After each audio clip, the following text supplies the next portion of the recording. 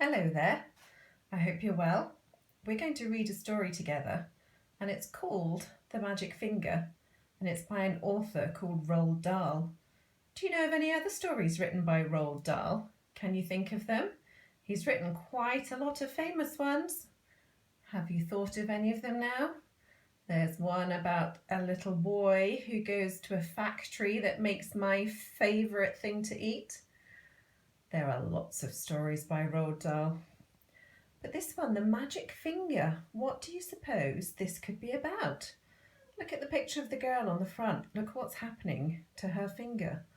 What do you think a magic finger is? Let's have a look at the back. Now on the back, on the blurb, it says, well, that did it. I saw red. What does it mean when someone sees red? And before I was able to stop myself, I did something I never meant to do. I put the magic finger on them all. Those are funny pictures. There's people, but they look like they've got wings instead of arms. And the person talking says they did something that they didn't mean to do. They couldn't stop themselves. I wonder who that is saying, I put the magic finger on them all. Who could it be? Right, let's find out, see what happens. Here we go. Let's have a look at the picture. You see, so we got some children climbing on a tree. There's a house in the background. Let's see what's going on. The farm next to ours is owned by Mr. and Mrs. Gregg. The Greggs have two children, both of them boys. Their names are Philip and William. Sometimes I go over to their farm to play with them. I am a girl and I am 8 years old. Philip is also 8 years old. William is 3 years older. He is 10. What? Oh, all right then. He is 11. Why do you think she was asking what? Philip is 8 years old. William is 3 years older. He is 10. 8 add on 3. Does that make 10? No, it makes 11. I think she was trying to make it sound like William's not so much older than her. Last week, something very funny happened to the Gregg family. I am going to tell you about it as best I can. Ooh, I wonder what it was that happened to the Gregg family. So I think maybe that's their farmhouse then. Ooh, there's the girl, look. Oh, let's see what's going on. Now, the one thing that Mr. Gregg and his two boys loved to do more than anything else was to go hunting. Every Saturday morning, they would take their guns and go off into the woods to look for animals and birds to shoot. Even Philip, who was only 8 years old, had a gun of his own. I can't stand hunting. I just can't stand it. It doesn't seem right to me that men and boys should kill animals just for the fun they get out of it. So I used to try to stop Philip and William from doing it. Every time I went over to their farm, I would do my best to talk them out of it, but they only laughed at me. I even said something about it once to Mr. Gregg, but he just walked on past me as if I weren't there. That sounds rude, doesn't it? Why do you think Mr. Gregg just walked on past as if she wasn't there? Do you think he was interested in what she had to say? Then, one Saturday morning, I saw Philip and William coming out of the woods with their father, and they were carrying a lovely young deer. This made me so cross that I started shouting at them. Why do you think the girl in the story feels really cross? What do you think she might have been shouting at the boys? Maybe you might want to pause this to have a think. What is the girl shouting at the boys? Why is she so cross? Okay, what did you decide? The boys laughed and made faces at me, and Mr. Greg told me to go home and mind my own P's and Q's. What do you think that means, mind my own P's and Q's? Well, P's and Q's is short for pleases and thank yous. So I wonder if he's telling her to mind her own business. Well, that did it. I saw red. What did you decide that I saw red means? Does it mean that she's really, really angry? And before I was able to stop myself, I did something I never meant to do. I put the magic finger on them all. I can tell, because that's all in capital letters, that this is a really important part of the story. But we still don't know what that means, do we? What does it mean? I put the magic finger on them all. Oh dear, I even put it on Mrs. Greg, who wasn't there. I put it on the whole Greg family. For months, I had been telling myself that I would never put the magic finger upon anyone again.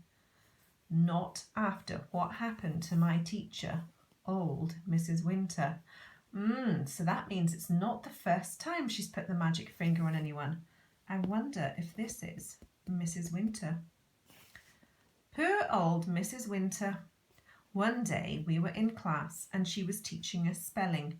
"Stand up," she said to me, "and spell cat." "That's an easy one," I said. K-A-T. "You are a stupid little girl," Mrs. Winter said. "I am not a stupid little girl," I cried. "I am a very nice little girl." "Go and stand in the corner," Mrs. Winter said. Then I got cross and I saw red and I put the magic finger on Mrs. Winter, good and strong and almost at once. Guess what? Have a look at the picture. Can you guess what has happened to Mrs. Winter? Ooh. Whiskers began growing out of her face. They were long, black whiskers, just like the ones you see on a cat, only much bigger. And how fast they grew! Before we had time to think, they were out to her ears. Of course, the whole class started screaming with laughter, and Mrs. Winter said, "Will you be so kind as to tell me what you find so madly funny, all of you?" Do you think any of the children were brave enough to tell her? Would you tell her what had happened? Seems like she doesn't know. It's funny that she can't feel it, isn't it? You'd think you'd be able to feel whiskers growing out of your face. Let's find out. Oh my goodness, what else has happened to her? Look at that picture. And when she turned around to write something on the blackboard, we saw that she had grown a tail as well. It was a huge, bushy tail. I cannot begin to tell you what happened after that, but if any of you are wondering whether Mrs. Winter is quite all right again now, the answer is no, and she never will be. Ooh. The magic finger is something I have been able to do all my life. I can't tell you just how I do it because I don't even know myself. But it always happens when I get cross, when I see red, then I get very, very hot all over. Then the tip of the forefinger on my right hand begins to tingle most terribly. And suddenly a sort of flash comes out of me, a quick flash like something electric. It jumps out and touches the person who has made me cross. And after that, the magic finger is upon him or her, and things begin to happen. Well, the magic finger was now upon the whole of the Gregg family, and there was no taking it off again. I ran home and waited for things to happen. They happened fast. I shall now tell you what those things were.